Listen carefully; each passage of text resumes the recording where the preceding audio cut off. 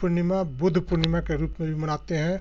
तो बुद्ध के जो है बात करते हैं, बुद्ध का अर्थ ही होता है ज्ञान, यानी कि जो ज्ञान के शरण में आ गया उसका कल्याण होना निश्चित है। बुद्ध ने कहा था बुद्धम शरणम गच्छामि, धम्म शरणम गच्छामि, संगम शरणम गच्छामि, यानी कि बुद्ध यानी कि ज्ञान के शरण में जो आ गया, मोह माया सब त्याग कर, तो उसका कल्याण निश्चित है। उसी तरह धम्म शरणम गच्छामि, धम्म बुद्ध ने जो उपदेश दिया उसको एक संग्रह किया गया, उसको धम्म का संज्ञा दी गई है। तो अगर जो है सो कि ज्ञान के किताबों के शरण में या ज्ञान के शरण में जो आ गया उसका भी कल्याण सुनिश्चित है। और कहता है संगम शरणम गच्छामि, यानी कि जो कलयुग में एकता या संग में जो है कि बल होता है, इसलिए जो है सो कि एक रहना चाहिए। और बात करते हैं बुद्ध की, तो बुद्ध का जन्म वैशाख पूर्णिमा के दिन 563 ईस्वी पूर्व नेपाल के कपिलवस्तु के नज़दीक लुम्बिनी नामक स्थान पे शाक्य राज शुद्धोधन के घर पे हुआ था। इनके माता का नाम माया देवी था।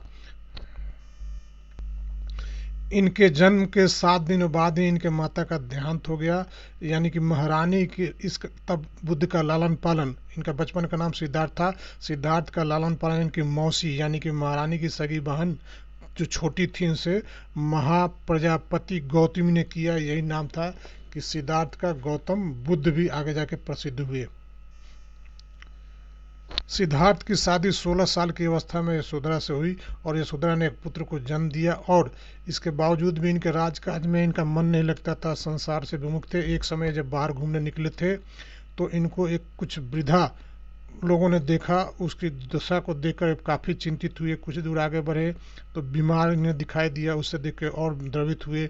इसके बाद कुछ इन्होंने मृत सैया को देखा जो शमशान की ओर जा रही थी, तो काफ़ी चिंतन मनन किए और इसके बाद इनका पूरा राजपाट या घर का गृहस्थी से इनका मन उचट गया और 25 साल की उम्र में ये घर गृहस्थी को छोड़कर बुद्ध यानी कि ज्ञान की प्राप्ति के लिए ये गृह त्याग कर दिए।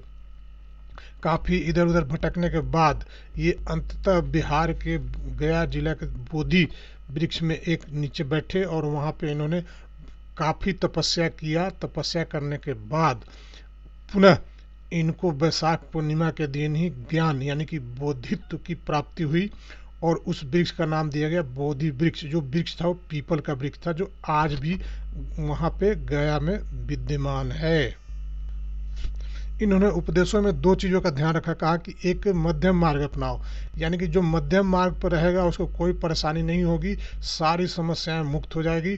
और उन्हें साथ ही साथ उन्होंने अष्टांग मार्ग यानी कि 8 सुझाए नियम कायदा कानून बताया या जीवन को कैसे सुगम सरल बनाया जा सकता है उसके लिए 8 उन्होंने उपदेश दिए जिसको अष्टांग मार्ग कहा गया है। और उसमें मुख्य उद्देश्य रहा है कि उसको जीवन को मोह माया त्याग कर और क्या क्या करना चाहिए ताकि मोक्ष की प्राप्ति हो और बुद्धत्व की प्राप्ति हो।